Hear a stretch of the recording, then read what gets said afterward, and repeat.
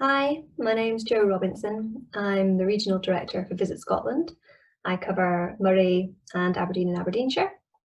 My role is about working with stakeholders in the region, being an ambassador for tourism. So I talk to people at the local council, for example. I might talk to MSPs, certainly to regional organisations like Moray Speyside Tourism, and of course tourism businesses and other tourism groups in the region, just to make sure that they're all aware of what Visit Scotland are doing, that they're on board with our campaigns and help us to get as much of our great tourism product in Scotland in front of visitors as we can.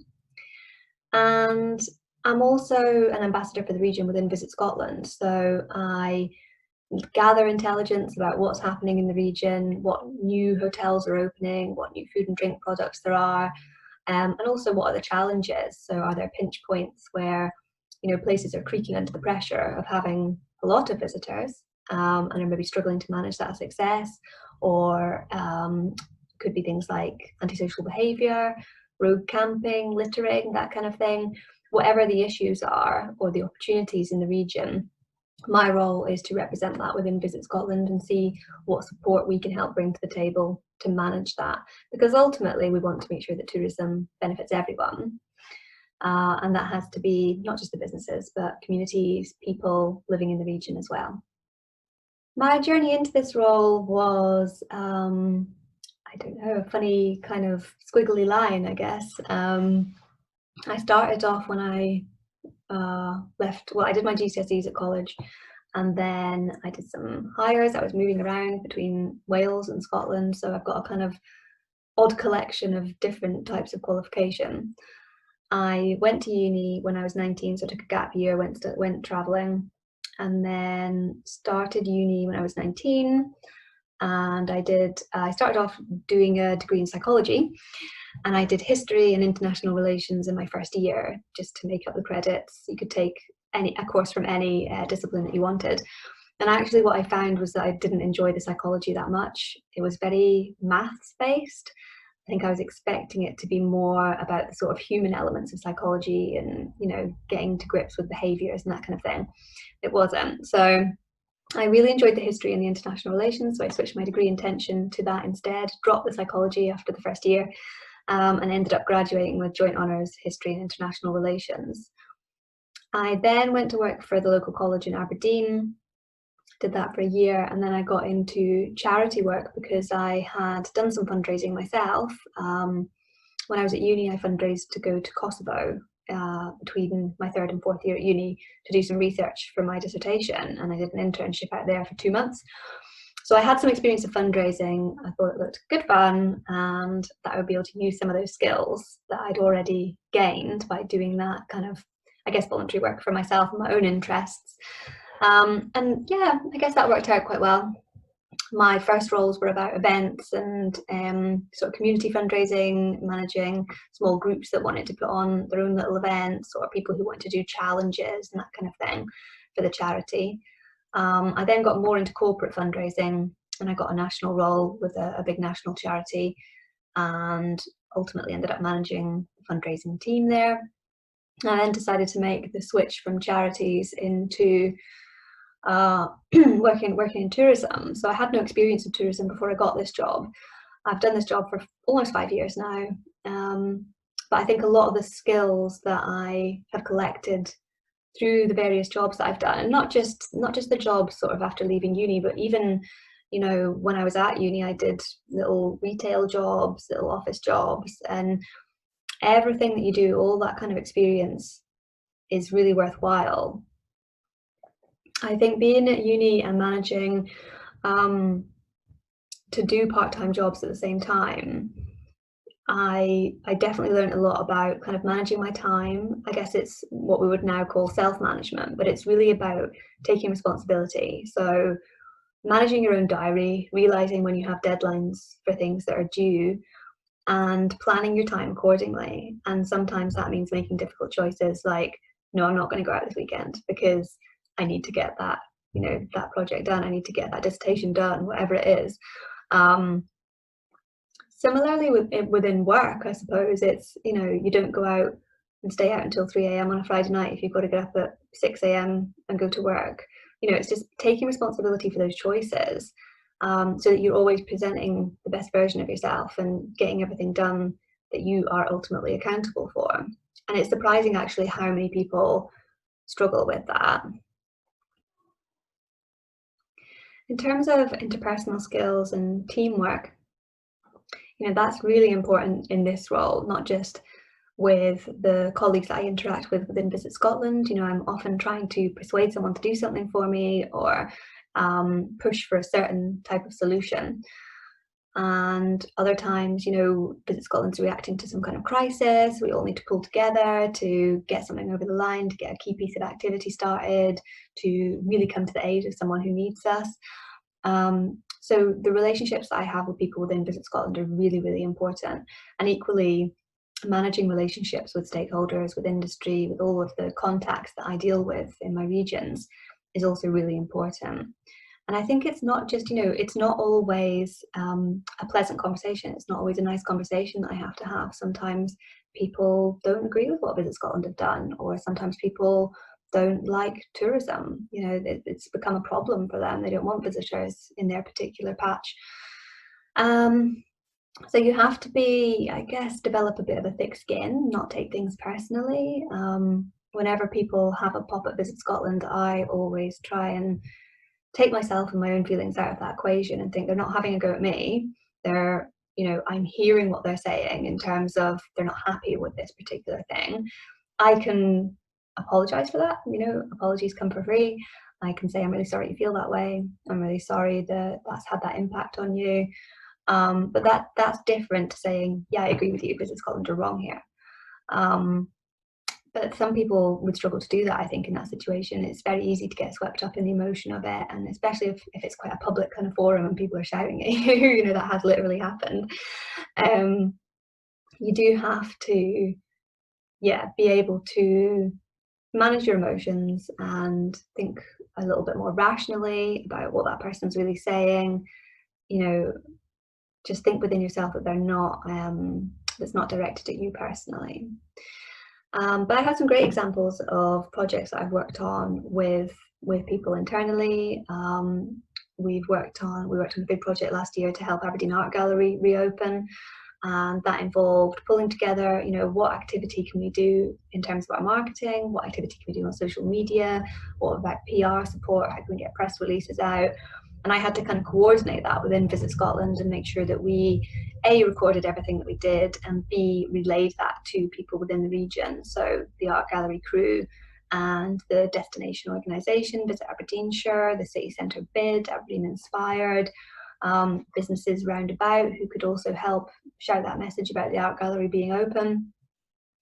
So these kind of skills, being confident speaking to people, getting your message across, and being able to manage difficult kind of feedback are really important in my role. I guess that also is an example of kind of showing leadership. And I think that often people expect that other people are going to step up and lead. And quite often that's the case to Visit Scotland, that, you know, you'll get a group of tourism operators or a local community group who really want something to happen. Like the classic one is usually a kind of tour. So, oh my gosh, wouldn't it be amazing if we had a tour or a trail for this thing, whatever it is, you know, a beaches tour or a mural trail or a sculpture trail or something. And you think, yeah, that's great. That does sound like something visitors would enjoy. Okay, great. So we're Visit Scotland going to support that. You know, we have to think about what kind of support can we lead, because we can't always go in with lots of money. Generally, we can't go in with any money. You know, we're a public sector organisation. We have to be very careful what we spend our money on, and we have to be accountable for every penny. So we are selective. We tend to invest in projects that are going to deliver the greatest impact for Scotland. So we put a lot into events, and we're quite happy to fund events that are happening around Scotland if they can demonstrate that they are bringing in new visitors, that they're putting something unique on the market that's going to showcase Scotland or showcase their area. So, you know, occasionally we will put money in, but a lot of the time the support that Visit Scotland can bring to a project is more about helping them extend their reach of the event, so getting that out on our marketing channels, our social channels, or it could be more sort of strategic support. You know, I have really good networks within the region, so I can reach out to other people who we could bring on board that would help the project to grow, to have a greater impact. Sometimes it's just lending that weight to the project by saying, yeah, Visit Scotland thinks this is a great idea. What do you need? A letter of support? Do you need me to speak at an event? How can we make sure that this event or this idea gains some traction and has some kind of gravitas behind it? But we're not, you know, we can't lead on every project necessarily, and we wouldn't want to. We're not set up for that. I think for me personally, the Aberdeen Art Gallery project was one of the ways that I was able to demonstrate leadership within Visit Scotland and really show that I can take control of this project, I can manage many of the aspects of it, but equally I can work with a team and bring the right skills to the table to make the project successful. Another way that I lead in the organisation is to be quite creative and proactive about what we do within my own region. So, you know, it's kind of left to the regional director really how active they want to be, how much profile they want to have in their regions. I'm definitely very proactive on that. I work really closely with our regional press officer, with our regional industry comms manager. We also have a business engagement manager in the region. So I'm constantly checking in with them, seeing what's happening in Visit Scotland that we can talk about in our region. So could we do, you know, an article on that? Can we get a newsletter out about that? And also what's happening in the region that Visit Scotland should have an opinion on and should be out there speaking about, championing, you know, things like new developments. When the Macallan opened in Speyside, we really did a lot around that. And it's, you know, obviously we do a lot to promote that attraction to visitors, but it's also about talking up these kind of attractions in local press, because we want local people to get behind these projects, to support them and to welcome visitors when they arrive, because that is so important that when visitors come, they get the warmest of welcomes. I think that you continue to learn and develop throughout your career, and I don't think that ever really stops. I mean, I've certainly had quite a few twists and turns in my career and followed different kind of paths, but every job I've had, I've learned skills that have stood me in good stead to get the next job. And even in this job, I've continued to learn and develop. I've done another degree over the last 2 years. I've now got a digital marketing leadership MSc. And I always put myself forward for opportunities. So, you know, if there is a new project that needs someone to grab hold of it and lead it, or if there's just something that sounds interesting that I want to be involved in, I'll always put my hand up and say, that sounds really interesting, can I be involved? Because, you know, you will develop skills by what you're involved in, and who else is around that table, what are their skills. And you'll see things that are good and bad. You know, you often I've learned as much from bad managers as I have as good managers, because that teaches you how not to do things, and you're able to reflect and look back on that and think, I'll never do that, because that's how that made me feel in that position. So it definitely makes you a better manager, a better leader. But I think you always have to be thinking, you know, what's the next job? What's the next opportunity for me? And how do I make sure that I'm in the best position possible to get that? Sometimes that is qualifications. Sometimes that's just knowledge that you need to go away and study and get. But often it's about how can I expose myself to more of those kind of experiences, whether that's through my current role, by reaching out to someone else who's already doing that job or is involved in that thing that I want to be getting closer to, and asking them, can I shadow you? Is there any voluntary projects I can get involved in around this? You know, asking for people's advice, people's help. And I think within organisations as well, if you want to get promoted, if you want to put yourself out there as someone who would be good in that role, you have to start acting like you're already doing that role almost. You have to convince them that there's nobody else that could possibly fit that role as well as you can, because look, you're already pretty much doing it. You've already got that knowledge. So you need to be proactive to put yourself forward for these opportunities and to get all the experience that you can. And often, you know, especially when you're starting out in your career, it's good to try as many different things as you can, because you might be surprised what actually fits with your personality and your interests, and what you end up enjoying doing. I think there's so many jobs out there that you don't know about until you start work.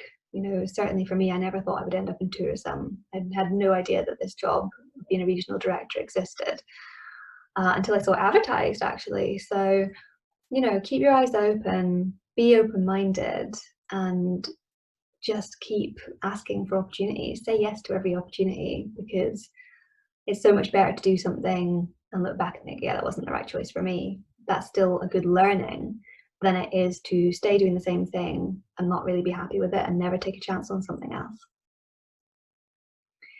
So I think you've got I think you've got a task to do around some of the different skills that I've spoken about today. I hope that my experience has been useful for you to think about, and you know, tourism is a great industry to get into, so don't strike that off your list of opportunities or possibilities for the future.